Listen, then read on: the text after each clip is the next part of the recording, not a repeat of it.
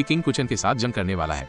रात को वो कमांडर के पास जाता है और उसे कहता है, मैं भी इस जंग में जाना चाहता हूँ। जिस पर कमांडर तेज मारते हुए कहता है, वो एक ताकतवर योद्धा है जिसका मुकाबला तुम्हारे जैसे कमजोर लड़के से नहीं हो सकता। उसकी बात सुनकर प्रिंस अस्तबल में जाता है और वहां से एक घोड़ा लेकर जंगल में जाता है। वहां वो तालाब के पास जाता है और हंस को 3 बार आवाज देता है। दूसरी तरफ प्रिंसेस माली के घर जाती है और उससे प्रिंस के बारे में पूछती है। माली कहता है, आज वो मेरे लिए फूल लेकर क्यों नहीं आया?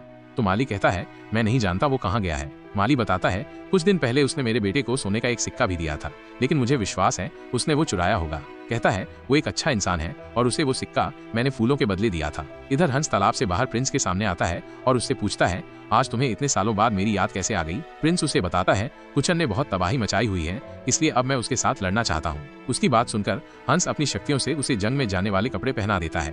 हंस उसकी मदद के लिए साथ कुछ घुड़सवारों को भी भेजता है। हंस उनके साथ कुचन का मुकाबला करने के लिए जाता है। प्रिंसेस प्रिंस को याद करके बहुत उदास होती है।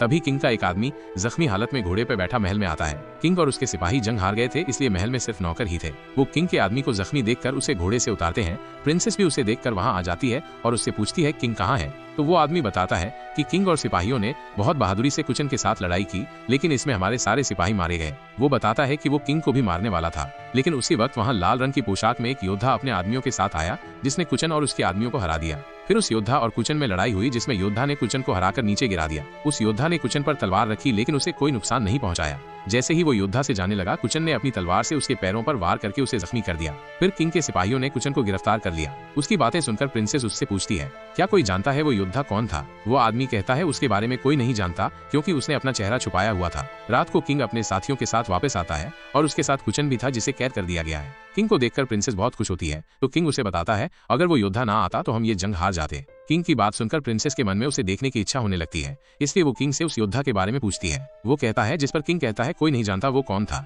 और जंग के बाद वो कहाँ गया, लेकिन उसका पांव घायल हो गया था। वो कहता है, मैं जल्द ही तुम्हारी शादी के लिए एक मुकाबला का आयोजन करूंगा। जो भी तुम्हारा उछाला सुनहरा सेब पकड़ेगा, उसकी शादी तुम्हारे साथ होगी। सभी लोगों के अंदर आने के बाद प्रिंस भी अपने घोड़े पर बैठा वहां पहुंच जाता है। उसे देखते ही प्रिंसेस उसके पास जाती है और उससे पूछती है, तुम कहाँ थे? जिस पर प्रिंस कहता है, कुछ काम था इसलिए मुझे जाना पड़ा। फिर प्रिंस एक पांव से लंगड़ाता हुआ अपने रूम में जाता है। तो प्रिंसेस पूछती है, तुम्हारे पांव में क्या हुआ है? लेकिन प्रिंस उसे टाल देता है। प्रिंसेस को उस पर शक होने लगता है।